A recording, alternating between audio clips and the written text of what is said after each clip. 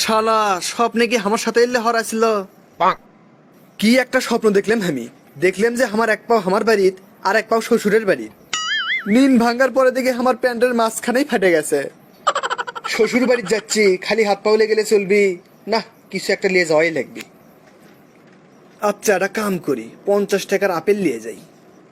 শ্বশুর আব্বা আপেল দেখলে তো আবার খুশি হয়ে যাবে হিনি। আপেল তো খিলেবি, আবার যখন হাই বাড়ি চলে আসবেন নিমু তখন খুশি হয়ে হাতত 400-500 টাকাও দিতে পারে।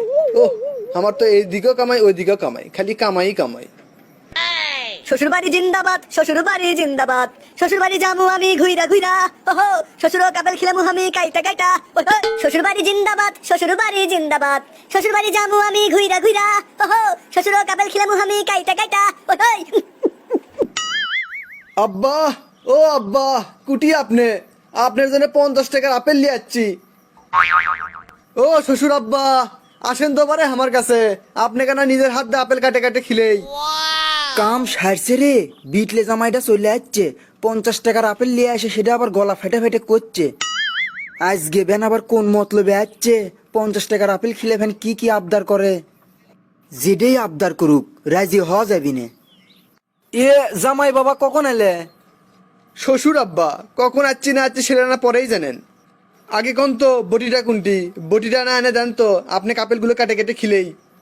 জামাই খাওয়া দাওয়া না হয় পরেই হবে নি, তুমি কুমা হামাক না কয়ে হুটহাট করে চলে এলে, তা কিসব কাচ্ছ জামাই? শ্বশুর আব্বা এটা আপনি কোনো কথা কলেন? আপনি দেখার জন্য আমি এতদিন পর আসি, তাও আবার আপনি কয়ে আসা লাগবি। না জামাই বাবা, তোমার শৌরি আজকে বাড়িতে নাই তো, সেই জন্য করছি আর কি।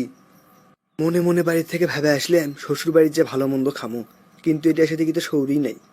না, এটি থাকলে এখন লস, তার চেয়ে বরং শ্বশুরক থেকে ফুসকে ফাসকে টাকা নিয়ে তাড়াতাড়ি সটকে পড়ি। তা জামাই বাবা কয়দিন থাকবা? না আব্বা, আমি আসছিলাম আপনার সাথে দেখা সাক্ষাৎ করার জন্য।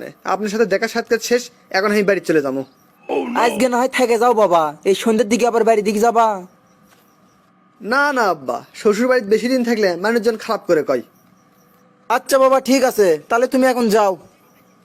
এ হে, আব্বা কোন ভরস করে যাবার করছে। না, ইনকে করে তো হবি না, এটা কৌশল করে হলেও টাকা পয়সা নিয়ে যাওয়াই লাগবি।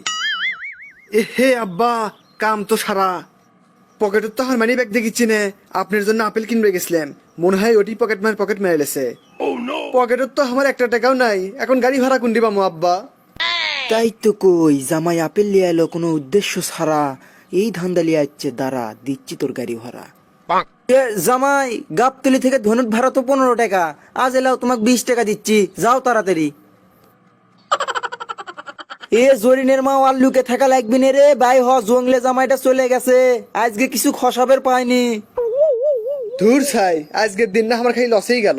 শ্বশুর বাড়ির থেকে আস্তে আস্তে রাত হয়ে গেল, শ্বশুরের থেকেও কিছু খসাবার পেলাম না। এই জন্য আজকে আর বাড়ি দিতাম না, সামনে একটা নাইট ক্লাব দেখিচ্ছি, সারা রাত মজা মাস্তি করে সকালেই বাড়ি যাবো। এ ভাই, কথা নাই বার্তা নাই, হুড় করে কুন্ডি যাচ্ছেন। দেখে পাচ্ছেন না, নাইট ক্লাবের ভিতর ঢুকিচ্ছি। নাইট ক্লাবের ভিতরে ঢুকিচ্ছেন সেটা তো হামও বুঝার পাচ্ছি, কিন্তু আপনার সাথে আপনার বউ কুটি? আমি নাইট ক্লাবের মধ্যে ঢুকমু তার সাথে আমার বউ আসার কি সম্পর্ক? আপনি এই নাইট ক্লাবের নিয়ম জানেন না? বউ সারা ঢোকা নিষেধ। কাম সারছে রে, আমার তো মনেই আসলো না, এই নাইট ক্লাবের মধ্যে তো বউ ছাড়া ঢোকা যায় না।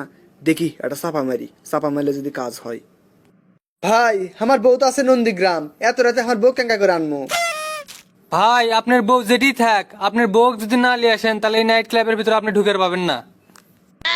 ওই মিয়া, আপনি কি হামাক চেনেন? আমি কে? আমি এই বাংলাদেশের একজন সেরা দৌড়বিদ। আরে ভাই তাহলে তো ভালোই হলো, এক দৌড়ে যায় অন্তর আপনার বউ নিয়ে আসেন।